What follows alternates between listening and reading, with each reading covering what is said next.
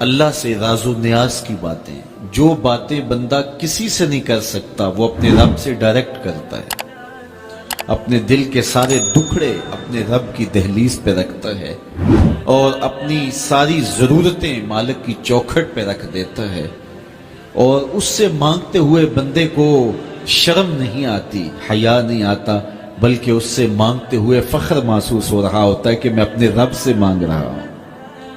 کسی اور سے مانگیں تو جھجک لگتی ہے، لیکن مالک سے مانگیں تو اپنائیت کا احساس ہوتا ہے کہ میں اس سے مانگ رہا ہوں، اس لیے کہ وہ ہمارا رب لگتا ہے، ہمارا اس سے ربط کتنا گہرا ہے۔ مسجد نبوی کا ایک کونا تھا اور ایک بندہ وہاں بیٹھ کے دعا مانگ رہا تھا، اس کے دعا کے لفظوں پہ غور کیجئے۔ اے اللہ، میں تجھ سے اس لیے مانگتا ہوں کہ تو میرا اللہ ہے، تیرے علاوہ میرا ہے بھی تو کوئی نہیں۔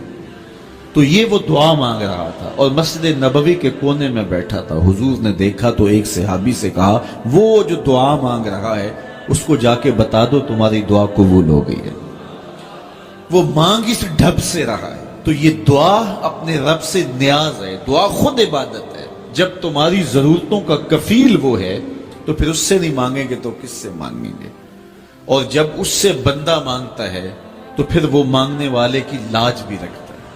ان ربکم حیی کریم یستحیی من عبدہ اذا رفع یدیہ ان یردہما صفرا۔ تمہارا رب حیا کرنے والا کریم ہے، جب بندے اس کے سامنے ہاتھ پھیلا کے دعا مانگتے ہیں اللہ فرماتا ہے مجھے شرم آتی ہے ان کے اٹھے ہوئے ہاتھ خالی کیسے موڑوں۔ جب انہوں نے مجھ سے مانگا ہے تو میں نے بھی نہ دیا تو کون دے گا؟ میں ایک سادی سی بات کرتا ہوں، اتنے لوگ جتنے لوگ یہاں بیٹھے ہیں اگر کسی دنیا دار کے ڈیرے پہ چلے جائیں اور اس سے کوئی چیز طلب کریں اور وہ دینے کی استطاعت رکھتا ہو تو وہ کیا خالی لٹائے گا؟ وہ کہے گا اتنے لوگ آگے ہو تو ڈیرہ داری کی شان کے خلاف ہے کہ میں ان کو خالی لٹاؤں۔ تو جب یہ دنیا دار خالی نہیں لٹاتا تو رب کیسے خالی لٹائے گا؟ جب بندے اس کی دہلیز پہ چل کے آ جائیں تو وہ بندوں کی ضرورتوں کا کفیل ہے اور ان کے ہر درد کو جانتا ہے اور ان کی ضرورتوں کو پورا کرتا ہے۔ علماء نے کہا دعا ہر صورت قبول ہوتی ہے، یا تو یہ ہے کہ فوراً قبول ہو جاتی ہے، جو مانگا فوراً مل گیا، اور کبھی ایسا ہوتا ہے کہ فوراً نہیں ملتا، حکمت ہوتی ہے اور فوری دینا مناسب نہیں ہوتا تو اس کو فوری نہیں دیا جاتا، لیکن دعا بعد میں کچھ عرصے کے بعد اس کی ڈیمانڈ پوری کر دی جاتی ہے۔ اور کبھی ایسا ہوتا ہے نہ فوری دیا جاتا ہے نہ بدیر دیا جاتا ہے، اس دعا کو ذخیرہ کر لیا جاتا ہے اور حشر کے دن اس کا بدلہ دیا جائے گا۔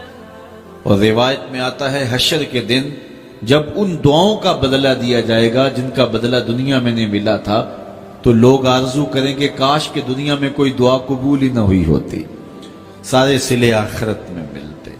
اللہ اکبر۔ کبھی ایسا ہوتا ہے جو مانگا جاتا ہے وہ نہیں دیا جاتا، اس کے بدلے میں کچھ اور چیز دے دی جاتی ہے جو اس کی ضرورت ہوتی ہے اور جو اس کے لیے مناسب ہوتی ہے۔ وہ کچھ اور مانگ رہا ہوتا ہے لیکن اللہ اپنی حکمت کے تحت اسے کچھ اور عطا کر دیتا ہے۔ بہر صورت دعا قبول ہوتی ہے اور بندوں کے اٹھے ہوئے ہاتھ اللہ پسند کرتا ہے۔ آج یہ بھی بحث چلتی ہے نہیں مانگنا چاہیے، فلاں وقت میں نہیں مانگنا چاہیے، تو وہ کہتا ہے مجھ سے مانگو جب بھی مانگو، میرا دست کرم تمہیں دینے پہ آمادہ ہے۔ اور اگر کوئی نہیں مانگتا تو فرمایا کل ما یابو بکم ربی لولا دعاؤکم، اے محبوب فرما دو اگر یہ نہیں مانگیں گے تو اللہ بھی پرواہ نہیں کرے گا۔ مانگنا تمہاری ضرورت ہے، اگر تم مانگتے رہو گے تمہاری جھولیاں بھرتا رہے گا، اور اگر تمہیں اسے نہیں پکارو گے تو وہ بھی تمہاری پرواہ نہیں کرے گا۔ تو اس کے حضور دعائیں مانگو۔